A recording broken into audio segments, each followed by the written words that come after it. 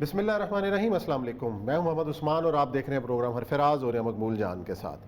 ناظرین، P D M کا اتحاد ایسے لگ رہا ہے کہ شاید ایک اپنا مستقبل طرف بڑھ رہا ہے اور اس کا کوئی مستقبل نظر نہیں آ رہا، اور خود پیپلز پارٹی کی قیادت کو شوکاز ملا، اس کے بعد اے این پی کی قیادت کو شوکاز ملا، اور آج اے این پی کی قیادت نے اس بات کا اعلان کیا ہے کہ ہو سکتا ہے کہ وہ پی ڈی ایم کا حصہ نہ رہیں۔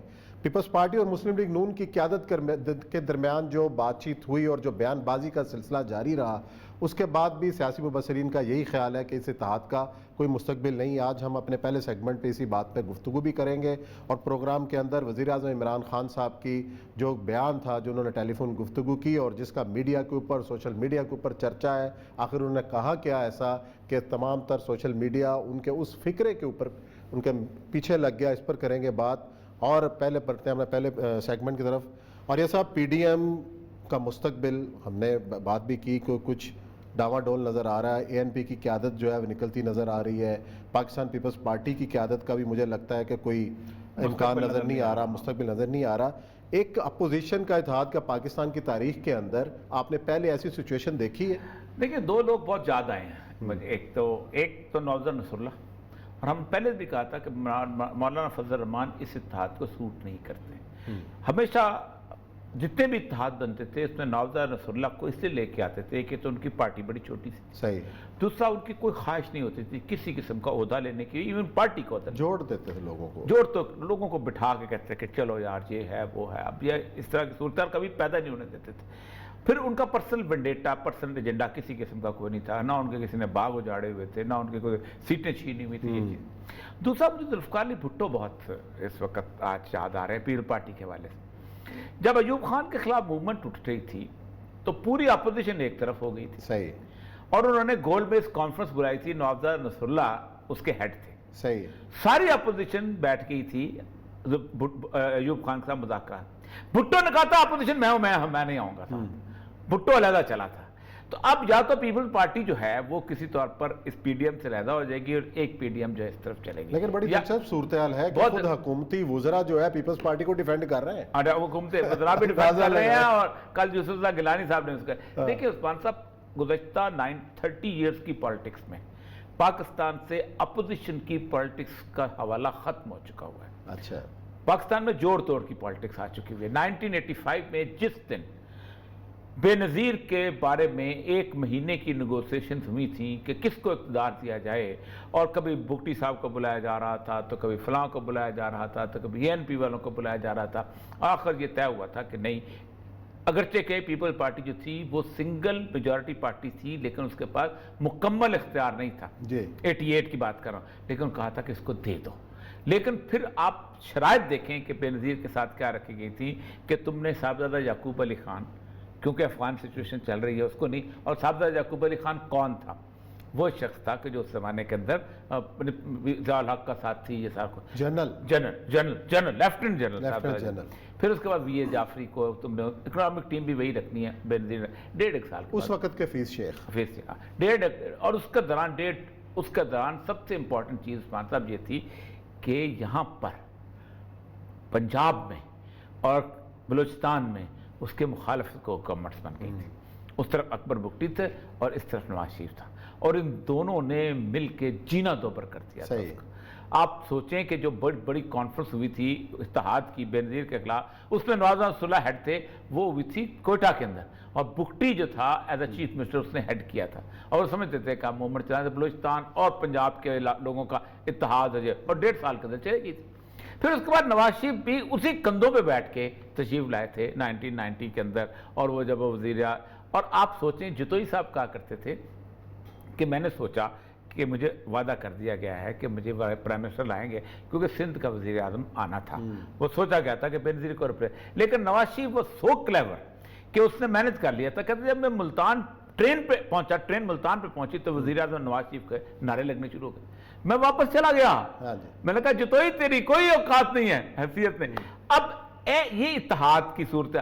اچھا، اس اتحاد کی صورتحال پر بات کرتے ہیں۔ پیپلز پارٹی کے اہم رہنما قمر زمان قاہرہ صاحب، مجھے ان کی سب سے اچھی خوبی یہ نظر آتی ہے کہ سچ بولتے ہیں اور 2 ٹوک انداز میں بات کرتے ہیں۔ آپ لالا موسیٰ کے ہیں اور کمال کے، مجھے تو بہت پسند بھی ہیں۔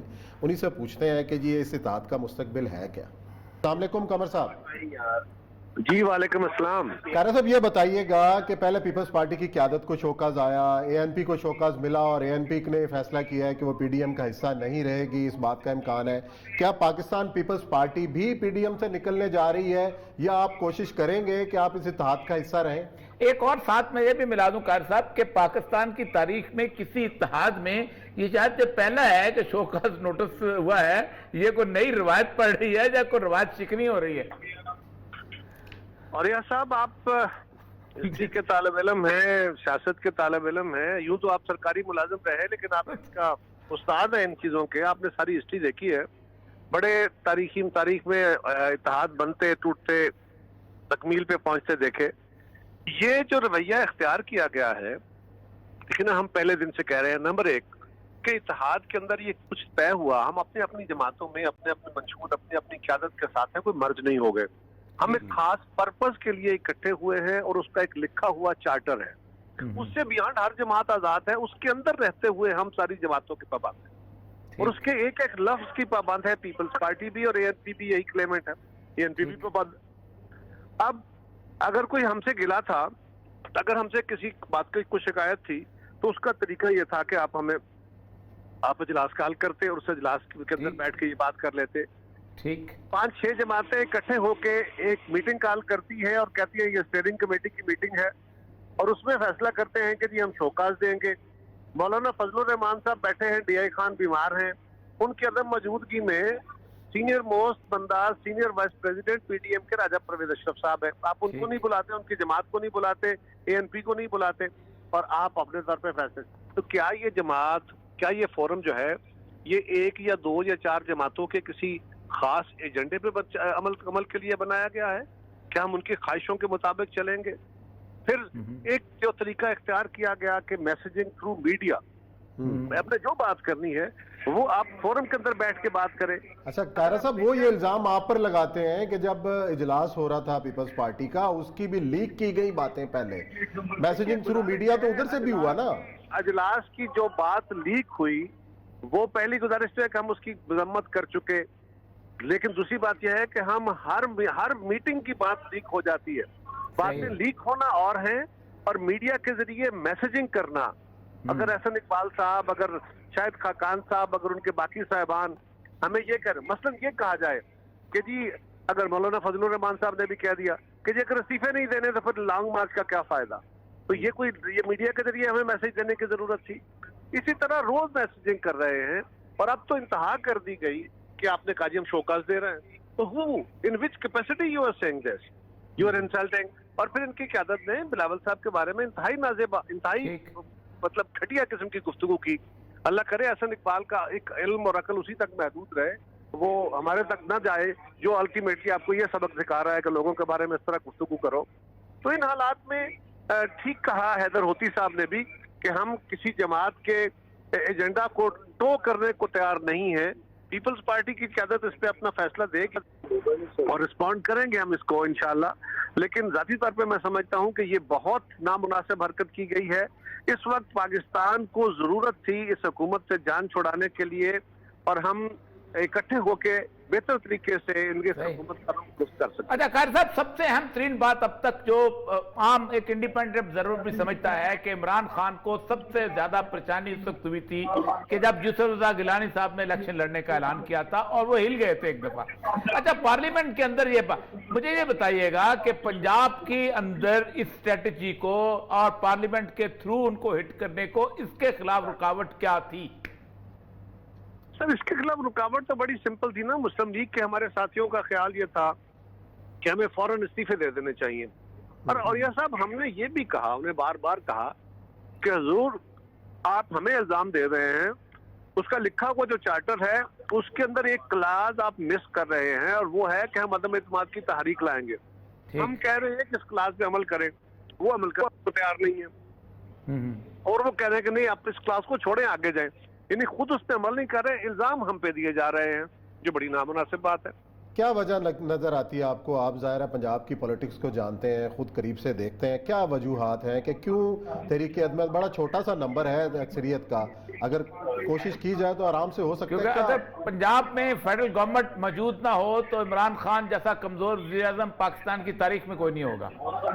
موریہ صاحب ایک پروگرام کے اندر بات نکل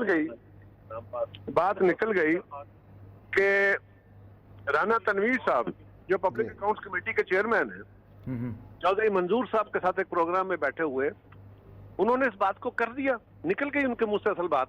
انہوں نے کہا جی کہ ہمارے لیے تو سوٹ کرتا ہے کہ اگلے الیکشن تک بزدار صاحب جو ہیں یہ پنجاب کے چیف منسٹر رہے، اتنا کمزور وزیر اعلیٰ رہے گا، بیڈ گورننس ہوگی تو ہمیں تو سوٹ کرتا ہے۔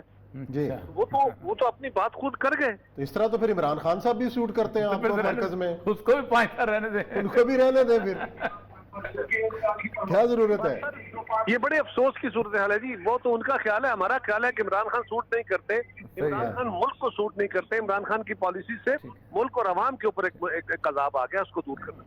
اچھا اپنا قیرا صاحب آپ یہ بتائیں کہ پولیٹیکل طالب علم کے طور پر آپ سے پوچھ رہا ہوں کہ کیا اب آپ کو پی ڈی ایم کا کوئی مستقبل نظر آ رہا ہے؟ سر پی ڈی ایم کا مستقبل جو ہے وہ مجھے اچھا تو نہیں لگ رہا، لیکن مجھے بہت تکلیف ہو رہی ہے یہ بات کہتے ہوئے اور اس بات کو سوچتے ہوئے کہ کچھ جماعتوں نے اپنے ذاتی ایجنڈا کو ڈرائیو کرنے کے لیے اس معاملے کو اس حد تک لے گئے ہیں وہ کہ اب پی ڈی ایم کا نقصان ہو رہا ہے، اور پی ڈی ایم کا نقصان بنیادی طور پر پاکستان کے جمہوری عمل کا اور اس ملک کے عوام کے حق پر احتساب جاتی ہو۔ چلیں جی، بہت شکریہ قمر زمان قائرہ صاحب، ہمیں صورتحال سے آگاہ کر رہے تھے اور ایک انتہائی انہوں نے خبر بھی دی کہ جی ان کو پی ڈی ایم کا کوئی مستقبل نظر نہیں آ رہا، اور اس بات پہ وہ رنجیدہ بھی ہیں۔ جی ناظرین، یہاں پہ لیتے ہیں بریک، اور بریک کے بعد آئیں گے اور پروگرام کا سلسلہ جاری رکھیں گے۔